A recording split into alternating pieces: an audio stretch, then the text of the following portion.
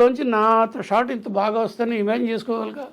Four grounds, backgrounds, colours, lensing ఒకటి, wide angle lens ఇస్తే ఒక రకంగా ఉంటుంది, నార్మల్ లెన్స్ ఇస్తే ఒక రకంగా, అన్నీ అందులో చేసుకొని ఒక మంచి అవుట్పుట్ ఇచ్చాం. సార్ ఇప్పట్లో అయితే ఇప్పుడు మనకి రకరకాల టెక్నాలజీలు వచ్చాయి. అప్పుడు మరి ఎలా సార్ రీల్ ఇదయ్యేదా, రోల్ అయ్యేదా, కెమెరా రోల్ ఫిల్మ్ ఫార్మాట్లో ఉండేది. మరి మానిటర్స్ అవి ఉండేవా అప్పట్లో మీకు చూసుకోవడం? లేదు మేడం, అసలు స్వాతిముత్యం లాంటి గొప్ప సినిమాకి మానిటర్ లేదు. అది విశ్వనాథ్ గారు నాకు షార్ట్ చెప్పేవాళ్ళు, నేను తీసిచ్చేవాడిని. నాకు ఎప్పుడైనా ఆయన చెప్పినట్టుగా నేను పెట్టలేదా అనుకున్నాడు, సార్ ఒక్కసారి వచ్చి చూడండి త్రూ ఐపీసీ అనేవాడు, అంతే, నథింగ్. ఆయన వచ్చి ప్రతి షాట్ చూసేవారు కాదు, మీకు చెప్పాడు అంటే ఊళ్ళో కొంతవరకు జరిగింది. అది ఎంట్రీ దగ్గర తమాషా. బట్ తర్వాత కొంచెం నా మీద కాన్ఫిడెన్స్ వచ్చిన తర్వాత రఘు షార్ట్ ఇది అని చెప్పి ఆయన పని ఆయన చేసుకునేవాడు, నేను రెడీ చేసి పిలిచేవాడు. ఆయన చెప్పింది నేను కరెక్ట్గా పెట్టాను లేదని ట్రయల్ మూమెంట్ కానీ ఇంకేది కానీ అప్పుడు డౌట్ వచ్చినాడు, సార్ ఒక్కసారి మీరు కూడా చూసేయండి అని చెప్పి ఆయన చెప్పాడు, అంతే, యాజ్ సింపుల్ యాజ్ దట్. ఇప్పుడు వీళ్ళిద్దరికి వైవిధ్యభరితమైన, ఆయన కూడా క్రియేటివ్ డైరెక్టర్ విశ్వనాథ్ గారు, పెయింటింగ్ లాగా ఉండాలి ప్రతి ఫ్రేము, చెప్పులు సర్దున్న ఇది కూడా, ఆ మూవ్మెంట్స్ కూడా డాన్స్ మూవ్మెంట్స్లో ఇలా ఉండే టైపు విశ్వనాథ్ గారి స్టైల్. వీరిద్దరితో పనిచేయడం ఇంత వైవిధ్యం సార్, మధ్యలో మీకు ఏది బాగా తృప్తినిచ్చి అరే ఈ సినిమా చేయబోతున్నాం కిక్ వచ్చేది? అంటే ఇలాగ విడిగా చెప్పలేమండి. ఆయన జనరేషన్ సంబంధించి ఆయన నెంబర్ 1 ఇంకా అక్కడో ఉన్నారు. ఆయన చేసిన సినిమాలు కానీ ఆయన తాలూకు అవగాహన ఒక సబ్జెక్ట్ని ఆర్ద్రత విషయంలో, ఒక మనిషిని మనసుని కదిపి ఏడిపించే విషయంలో ఇండియాలోనే లేరు అలాంటి డైరెక్టర్స్. విశ్వనాథ్ గారు డెఫినెట్లీ అందులో. ఇప్పుడు ఎందుకు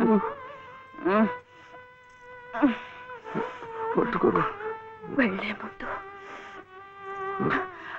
ఆ తులసి సమక్షంలో నీ ఊళ్ళో కళ్ళు మూస్తే జన్మ జన్మలకి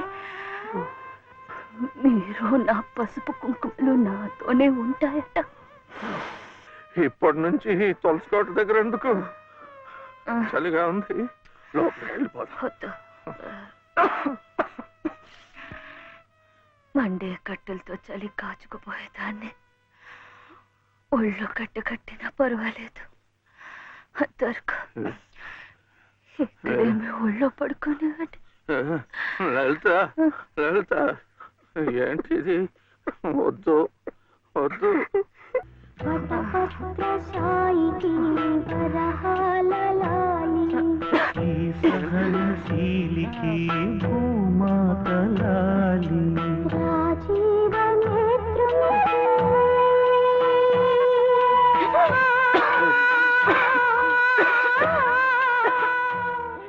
సో ఇతను అలా కాదు, ఇది కొంచెం ఎక్సెంట్రిక్ వంశీ, యూత్ తేడా ఉంది కదా, వయసు కూడాను, ఎక్సెంట్రిక్. ఇలాగ అందరిలాగా నేను ఎందుకు ఉండాలి అని ఒక స్టైల్ ఇస్తుంది. మన లెటర్స్ బి డిఫరెంట్, కొత్తదనం.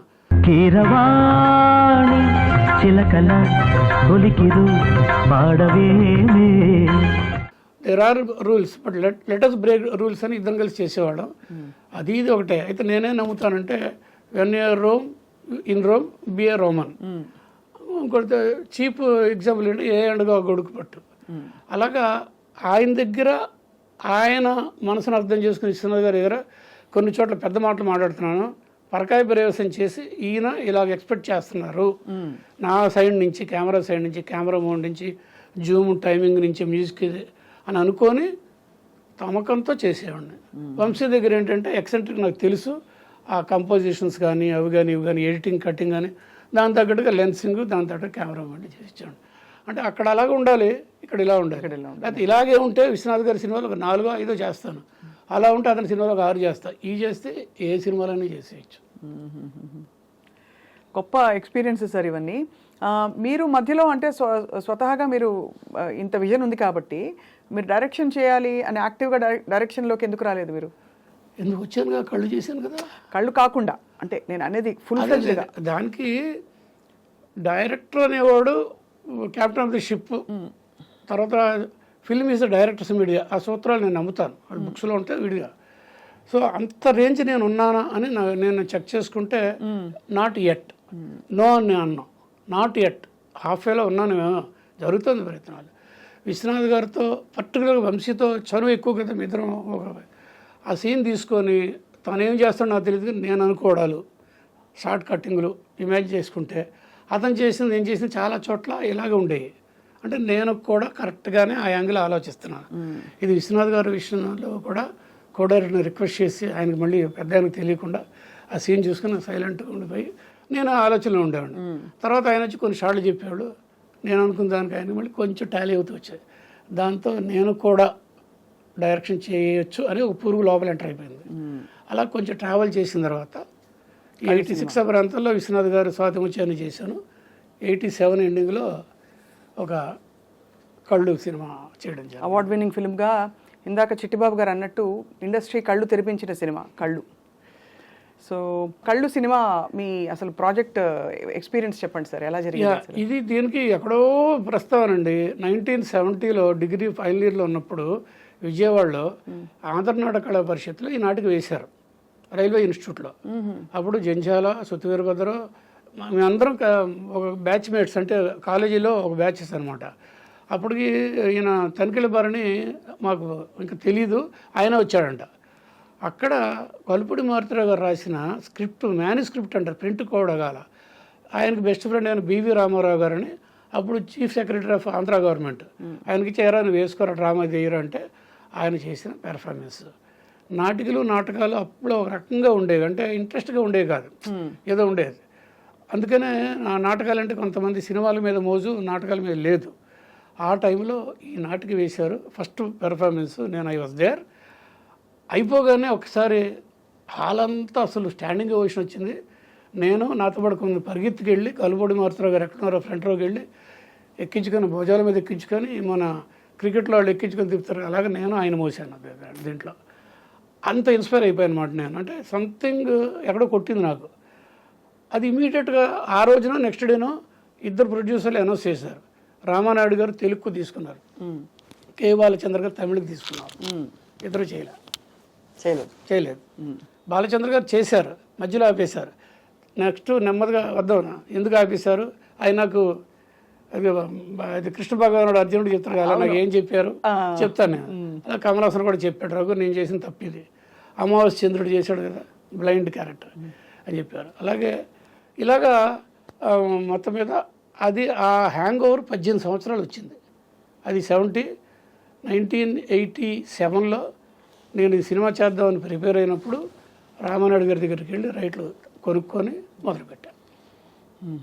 అంత నచ్చేసింది మీకు ఆ కథ?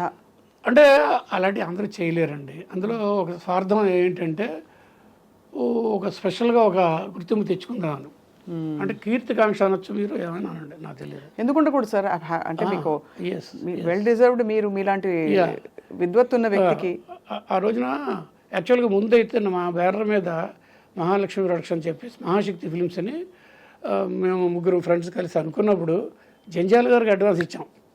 గారు అన్న నేను, ఎందుకంటే జంజాల మేత కలిసే తిరిగాం. మేము జేవిడిఎస్ శాస్త్రి అంటాం, మీకు కొంత తెలిసే ఉంటుంది. అవును, జంజాల జేవిడిఎస్ శాస్త్రి, నేనైతే శాస్త్రి అనేవాడు అనుకోండి. అతనికి ఇచ్చాము అడ్వాన్స్. శాస్త్రి నువ్వు మా సినిమాకి నువ్వే డైరెక్టర్ అని. అది ఏ సబ్జెక్ట్ అంటే బ్యాక్ టు ఫ్యూచర్. అవును, స్పీల్బర్గ్ది.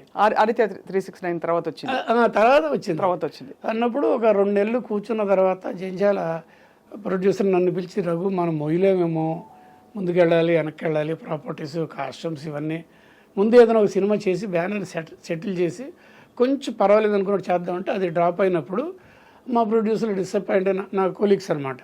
డిసప్పాయి, రఘు నీకేది ఇష్టమైన సబ్జెక్ట్ అన్నావు కదా చేద్దాం, ఎంతలో చేయగలవు, 6.5-7 lakhsలో చేయగలరు, చేద్దామని చెప్పి దిగితే అది కళ్ళు. అలా దిగా అనమాట. సార్ మీరు సినిమాటోగ్రఫర్గా ఉన్నారు, బహుశా మీరు మనుషుల్ని ఇంకా బాగా చూపించగలగడం ఆ శక్తి మీకు తప్ప ఎవరికి ఉండదు. దర్శకుడు ఊహించుకోవచ్చు కానీ చూపించేది మీరే, మీ లైటింగ్తో, యాంగిల్స్ తోటి. సో ఒక్కొక్కళ్ళ అంటే పెద్ద పెద్ద యాక్టర్ల ముఖ కవళికలు ఇంకా మరింత ఎన్హాన్స్ చేయడానికి, ఉదాహరణకి భానుప్రియ గారి కళ్ళ గురించి చెప్తారు, అండ్ ఆవిడ సినిమా స్క్రీన్ అంతా కళ్ళని చెప్తారు. సో ఎలా ఉండేది సార్ వాళ్ళతో వర్క్ చేయడం? మీకు యాజ్ అ క్రియేటివ్ ఇన్స్పిరేషన్ మీకు ఏమనిపించేది అప్పుడు చూసినప్పుడు? అంటే వంశీది నాదేనండి సైకాలజిస్ట్ వేరండి, ఆయన సౌత్ పోల్, నేను నార్త్ పోల్. ఓహో, సైకాలజిస్ట్. బట్ సినిమాకి వస్తే ఆత్మ పరమాత్మ, అంత చక్కటి ఇదనమాట. అతను చెప్పేది, ఆహా ఈ షార్ట్ తీస్తే నాకు మంచి పేరు వస్తుంది, నేను ఇన్స్పైర్ అవడం, ఇద్దరం కలిసి క్రియేటివ్ బ్లాక్ బుక్ రెఫర్ చేయడాలు, ఓల్డ్ సినిమాలో నచ్చిన షాట్లు గుర్తుపెట్టుకున్నది మళ్ళీ సినిమాల్లో అప్లై చేయడం ట్రై చేయడం, ఇలా ట్రావెల్ చేసేవాడు. అంటే మన cinema must be something special ఉండాలి అనేది ఇద్దరం కలిసే అటెంప్ట్ చేసేవాళ్ళం. అలాగే కాబట్టి ఆ రిజల్ట్ ఇవ్వగలేం. కానీ ఎలా ఉండేవారు సార్ భానుప్రియ గారు? అంటే ఎందుకంటే అప్పట్లో ఆవిడ ఇండస్ట్రీకి వచ్చిన కొత్తలో చామన్ ఛాయ్ అని అంటే మన ఈ దీంట్లో ఫస్ట్ టైం నేను విశ్లేషణ ఇస్తాను. వంశీ ఈ మధ్య తను యూట్యూబ్లో ఏదో చెప్తూ ప్రతి సినిమా ట్రావెల్ అంతా చెప్తూ రఘు భానుప్రియని వద్దన్నాడు అన్న. అందరూ ఏంటి మిమ్మల్ని చాలా నెగిటివ్గా చెప్పారు వంశీ అని అంటే అతని వెర్షన్ అవుతుంది. భానుప్రియని నా సితార సినిమా తను రాసిన మహల్లో కోకిల సబ్జెక్ట్ని ఏడుదిన నాగేశ్వర గారు చదివినారు. దిగినప్పుడు హీరోయిన్స్ ఎత్తుకుతున్నప్పుడు అమ్మాయి ఫిల్మ్ ఒకటి రిలీజ్ అయింది తమిళ సినిమా, సఫర్ థియేటర్లో తీసుకెళ్ళి చూపించాడు. బాగానే ఉంది కానీ కళ్ళు మాత్రమే తెలుస్తున్న, వైట్ తెలుస్తుంది, నల్లగా ఉంటుంది అమ్మాయి బాగాను అన్నప్పుడు నేను వంశీ ఇలాగా అని మిడిగుడ్లు నేను అనలేదు కానీ అతను అన్నాడు, నేను అన్నాను అతను అన్నాడు. కళ్ళు మాత్రం ఉంటాయి, ఫేస్ నిండా కళ్ళు అంతే, ఆ తెలుపు కనిపిస్తాయి, మనిషి నలుపు అంతే. అంటే అది వద్దనేసాడు ముందు ఒక దగ్గర. నేను అన్నాను లేదు నాకు ఒక ఇది ఉంది చేద్దామని అన్నాను. ఇప్పుడు చెప్తున్నాను నేను ఎందుకు వద్దంటాను కారణం, నలుపుగా ఉంటే తప్పు కాదు కానీ కథ ప్రకారం ఆవిడ ఎండపడనే ఒక మహల్లో ఉండిపోయిన రాజకుమారి, శరత్బాబు చెల్లెలు. శరత్బాబు ఎంత అందగాడండి, శరత్బాబు చెల్లెలు రాజకుమారి. ఆవిడ నల్లగా ఉంటుందంటే వేరే రకాల అర్థాలు వచ్చేస్తాయి, కన్విన్స్ అవ్వరు, వేరే రకాల అర్థాలు వస్తాయి. అందుకని ఆవిడంటే ఒక జయప్రదలాగా ఉండాలి, ఎలా ఉండాలి, ఇంత అందంగా ఒక మైన ముద్దలా ఉండాలి, అప్సరసలా ఉండాలని నా కాన్సెప్ట్ యాజ్ ఎ కెమెరామెన్. ఆ సబ్జెక్ట్ వర్క్ చేసినాడు. అప్పుడు సరే తను ఎందుకో అంటే ఒకటి మాత్రం నిజం, నలుపు అంటే వంశీకి ఇష్టం, ప్రపంచం అందరికీ తెలుసు. అవును, ఫ్యాసినేషన్ అతను బ్లాక్ అంటే. అది ఎన్ని కారణాలు అవ్వచ్చు. జిలిబిలి పలుకుల చిలిపిగ పలికిన మైనా మైనా, కిల్ల కిల్ల నగవుల వల్లపులు చిలికిన మైనా మైనా, మిల్ల మిల్ల మెరిసిన తార, నిన్నుల విడిన సితార. అప్పుడు నేను మరి ఊరుకోనుగా, సరే నీకోసం నేను ఊమంటాను కదా అని చెప్పి భానుప్రియని పిలిచి వాళ్ళ మదర్ని వాళ్ళ బ్రదర్ని వాళ్ళని పిలిచి ఎవ్రీ డే 2 నెలలు షూటింగ్ స్టార్ట్ అవ్వడానికి పసుపు మొత్తం ఎక్కించాడు కంప్లీట్. పసుపు మొత్తం ఎక్కించేసి 2 గంటలో గంట ఉండి స్నానం చేయించండి, తర్వాత బ్లింక్ చేయండి సూర్యుడికి కళ్ళకి, ఎందుకంటే రిఫ్లెక్ట్ కళ్ళు మోస్తుంది ఇదంతా. ఇలాగ చాలా చెప్పి ఆ తర్వాత కొంత నాకు తెలుసు కొంత విరిగిందని, అంటే నలుపు కొంచెం విరుగుతుందా సార్ నిజంగా పసుపు రాస్తే? మేకప్ ఆర్టిస్టులు అందరూ ఎందుకంటే తర్వాత బాగా తయారవుతారు కదా, వేసి తీసి పిగ్మెంట్స్ తేడా వస్తాయండి, కలర్ తేడా వస్తాయి. దాంతోపాటు నేనేం చేశాను, చక్కటి పర్ఫెక్ట్గా నేను ఎక్స్పెక్ట్ చేసిన మేకప్ వేయించి, మ్యాక్స్ ఫ్యాక్టర్ నెంబర్లు చెప్పి మేకప్ వేయించి, ఫోటో తీయించి, పర్ఫెక్ట్ ప్రింట్ చేయించి, మేకప్ వాడికి ఇచ్చి ఇది నీ మేకప్ బాక్స్లో పెట్టిగా, ఇది ఒకటి. ఇలాగ ఏ రోజు లేదో ఆ రోజు నేను షార్ట్ తీయను, ఇలాగే రావాలి అమ్మాయి ఈ మేకప్తో. అలాగే నేను ఎక్కువ వేసుకొని వస్తారు కదా, అలా కాదు, కరెక్ట్గా ఉండేటి చేస్తే అది మీరు సితార్లో చూశారు. బాబా ఎంత విషయం చెప్పారు సార్. అంటే యాక్చువల్లీ కాస్టింగ్ విషయంలో ఆ మాటకు వస్తే సార్, పెద్ద డైరెక్టర్లు కావచ్చు, ఎవరైనా కావచ్చు, మిమ్మల్ని సంప్రదించే వాళ్ళ పూర్తిగా, లేదా వాళ్ళు డిసైడ్ చేసుకుని మీకు చెప్పి మీరు ఫాలో అవడమే తప్ప? అంటే ఇప్పుడు విశ్వనాథ్ గారి దగ్గర ఎవరు మాట్లాడడానికి ఉండదు. వంశీ మేము పెద్దవాళ్ళని అడగం, ఎందుకంటే పెద్దవాళ్ళ దగ్గరికి వెళ్తే వాళ్ళ తగ్గట్టుగా మేము ఉండాల్సి వస్తుంది. అందుకని చిన్నవాళ్ళు అయితే మాకు కావాల్సిన మేకప్, కావాల్సిన యాక్టివిటీ అన్నీ చేసేస్తారు కాబట్టి అదొక ట్రెండ్ అండి అది. మేము అదే ప్రిఫర్ చేసేవాళ్ళం. అందుకని వంశీ బిగ్ స్టార్స్ ఏం చేశారండి సినిమాలు, పెద్దగా ఏం చేయలే, అంత సక్సెస్ఫుల్ కూడా. నేను కూడా ప్రిఫర్డ్ టు విశ్వనాథ్ గారి క్వాలిటీ, వంశీ, జంజాల ఇలాంటివి ఎక్కువ ప్రిఫర్ చేశాను. నేను టాప్ ర్యాంకింగ్ హీరోలు వెనకాల పడలా. నాకు దారి కూడా ఇట్లా వెళ్ళింది అనుకోండి. ఎందుకు సార్, ఎందుకు అంటే పడలేదంటే ఎందుకు మీరు వెళ్ళలేదు? అదొక డిఫరెంట్ జానర్ కదా. అవునండి, అది సినిమాని ఇది సినిమానే, కానీ ఇది ఉంటుంది, ఇష్టం ఒకటి ఉంటుంది కదా. ఇప్పుడు నా ఫస్ట్ పిక్చర్ చిరంజీవిది, మగమహారాజు. ఇంకో పిక్చర్ చేశాను చిరంజీవితో, మహానగరంలో మాయగాడు. గ్యాంగ్ లీడర్లో 30% నేనే చేశాను, లోక్ సింగ్ గారికి నేనే చేశాను. తెలుసు మెయిన్ స్ట్రీమ్ సినిమాలు, నేను ఈ 70 సినిమాల్లో మెయిన్ స్ట్రీమ్ సినిమాలు 45 ఉన్నాయి, లేవని కాదు, కానీ అందులో కెమెరా వర్క్ ఇలా ఉండదు. మీరు చెప్పిన ఒక 6-8 సినిమాలు చెప్పారు కదా, యూనిక్ సినిమాలు, ఏ యాంగిల్లో చూసినా మరి నాకు ఆత్మసంతృప్తి, నాకు అవార్డులు, నా విజువల్స్ ఎప్పుడు చూసినా సిరివెన్నెల ఫోటోగ్రఫీ ఎంత బాగుంటుంది, అసలు సితార, అన్వేషణలు ఇవి. అది మిగిలిన సినిమాలో ఫైట్లు, సాంగులు ఏమిటో ఉంటాయి, ఐటమ్ సాంగులు. నాకేంటి, నాకు ఫుల్ మీల్ ఉండదు. అవును, అది మైండ్ సెట్. ఇదన్నీ కాకుండా అట్టే ఉంటే నేను ఈ వాటికి 4 మేడలు, ఒక 5 కార్ల మధ్యలో ఎలా ఉండేవో నాకు తెలియదు. బట్ నాకు అంతకంటే మించిన ఆత్మసంతృప్తి ఉంది. అంటే ఇది మనస్తృప్తి కూడా చేసుకున్న మాటలో మీరు ఎలా అయినా అనుకోండి. చాలా లేదు సార్, మీరు నమ్మిన దాన్ని మీరు పాటించారు.